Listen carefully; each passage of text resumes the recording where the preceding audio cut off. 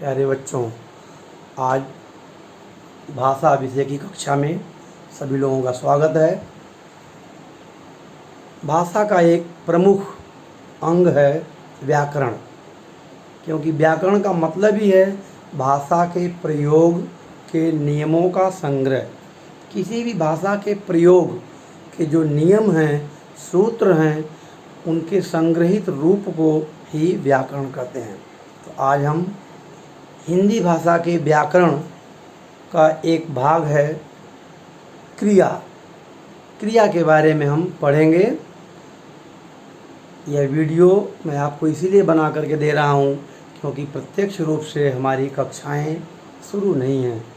जब तक हमारी क्लास शुरू नहीं होगी, कक्षा नहीं चलेगी, तब तक हमको आपको किसी न किसी ऑडियो, वीडियो और पाठ्य पुस्तक का सहारा लेना पड़ेगा। इस वीडियो में हम आपको क्रिया मतलब क्रिया क्या है और इस क्रिया के प्रकार कौन कौन से हैं, इसके बारे में जानकारी देना चाह रहा हूँ मैं।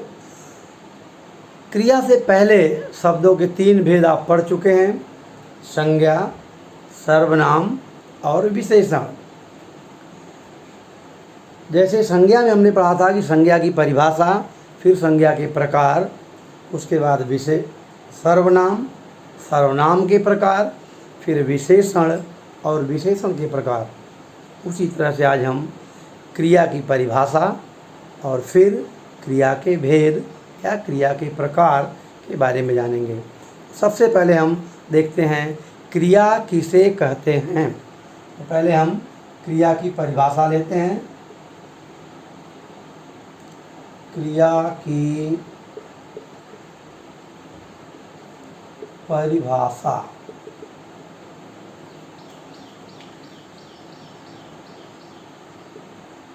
जिस शब्द से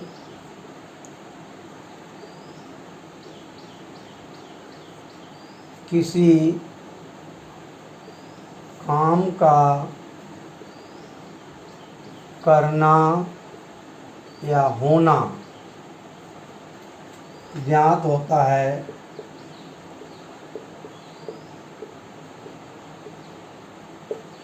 उसे क्रिया कहते हैं। अब इस परिभाषा को हम समझ लेते हैं।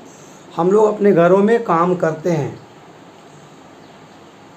प्रत्येक व्यक्ति कुछ न कुछ काम करता है और उस काम को बताने के लिए कुछ न कुछ शब्दों का प्रयोग होता है। जैसे एक व्यक्ति अगर लिख रहा है तो उसका काम है लिखना, और फिर लिखने के काम को प्रकट करने के लिए शब्द आया लिखना। ऐसे ही पढ़ना, किसी वस्तु को पकड़ना, देना, लेना, दौड़ना, खेलना, कूदना, ये जो शब्द हैं किसी न किसी काम का करना या होना बताते हैं। कोई बच्चा गिर पड़ा, गिरने का काम हो गया उससे, तो कभी क्रिया की जाती है और कभी क्रिया अपने आप हो जाती है। जैसे बारिश हुई तो बारिश का होना, और मैंने अभी बताया कि बच्चा गिर पड़ा, गिरने का काम हो गया उससे। तो जब कोई शब्द किसी कार्य का करना या होना बताता है तो उसे हम क्रिया कहते हैं। उदाहरण के लिए आप 4-6 उदाहरण लिख सकते हैं। पढ़ना, लिखना, पकड़ना, हंसना आदि। पढ़ना, लिखना, पकड़ना, हंसना, रोना, दौड़ना, चलना, ऐसे आप कई सारे क्रिया शब्दों का उदाहरण दे सकते हैं। तो क्रिया की परिभाषा जानने के बाद हम आते हैं क्रिया के प्रकार पर। क्रिया के प्रकार या क्रिया के भेद, दोनों का मतलब एक ही है। कुछ लोग कहते हैं क्रिया के प्रकार और कुछ लोग कहते हैं क्रिया के भेद। मुख्य रूप से दो तरह की क्रिया होती है, एक आकर्मक क्रिया और दूसरा सकर्मक क्रिया। अकर्मक क्रिया और सकर्मक क्रिया, इस शब्द को अगर हम देखेंगे तो इससे हमें मालूम पड़ता है अकर्म क या अकर्मक। अ का एक विशिष्ट अर्थ है नहीं, जैसे आप विरुद्धार्थी शब्दों में कभी पढ़े होंगे, प्रसन्न का विरुद्धार्थी शब्द है अप्रसन्न, प्रगत अप्रगत।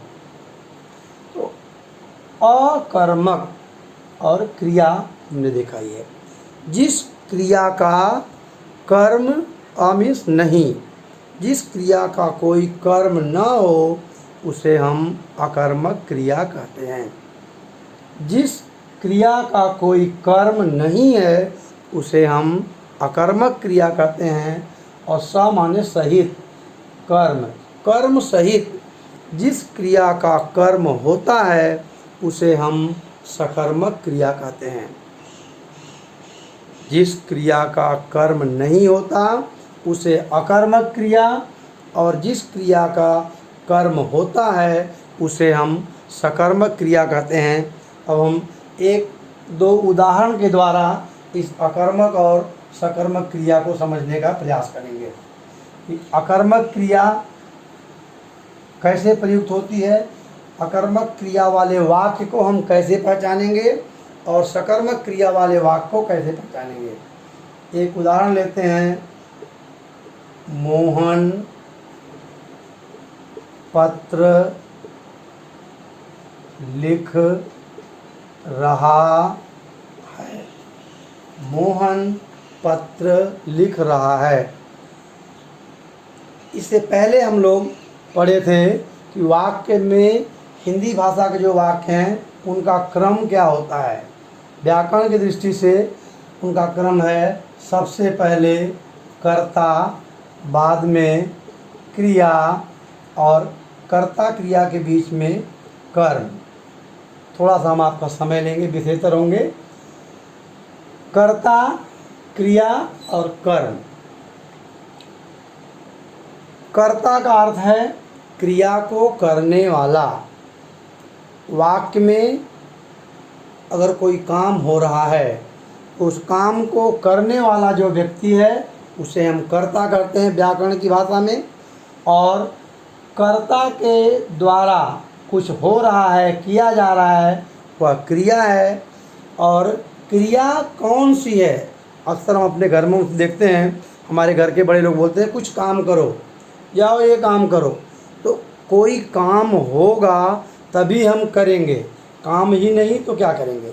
इसलिए इसमें जो लिखने का काम कर रहा है मोहन, तो क्या लिख रहा है, उसका उत्तर आया पत्र।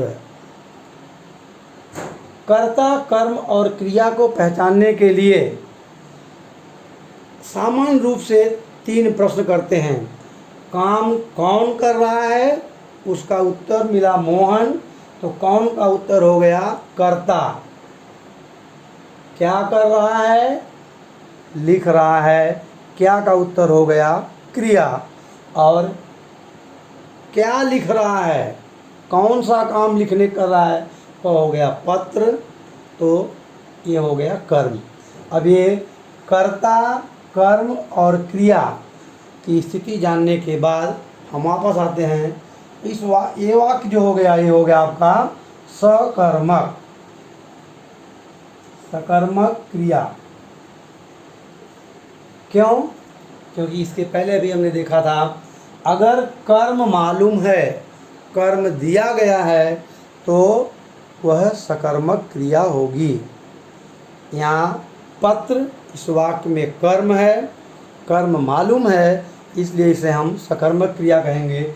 और एक उदाहरण हम लेते हैं जो अकर्मक क्रिया है। कार खड़ी है। कार आप जानते हैं, एक 4 पहिए की गाड़ी खड़ी है, ये भी आसान शब्द है। कार खड़ी है, इसमें कार हो गया कर्ता और खड़ी है हो गया क्रिया। कर्म इस वाक्य में नहीं है, इस वाक्य में कर्म नहीं दिया गया है, इसलिए इसे हम कहेंगे अकर्मक क्रिया। अकर्मक क्रिया। इसी तरह से और कम से कम 2 उदाहरण आप बनाओगे, 2 उदाहरण सकर्मक क्रिया का और 2 उदाहरण अकर्मक क्रिया का। इन दोनों वाक्यों को ध्यान में रखते हुए 2 उदाहरण आप बनाइए, जिससे आपको मालूम पड़ेगा कि जो अकर्मक और सकर्मक क्रिया के बारे में इस वीडियो से आपको जानकारी मिली है, वह जानकारी आपकी परिपक्व हुई या नहीं। इसके बाद अगले पीरियड में अगले दिन हम फिर कोई एक नया विषय लेकर आपके सामने आएंगे। धन्यवाद।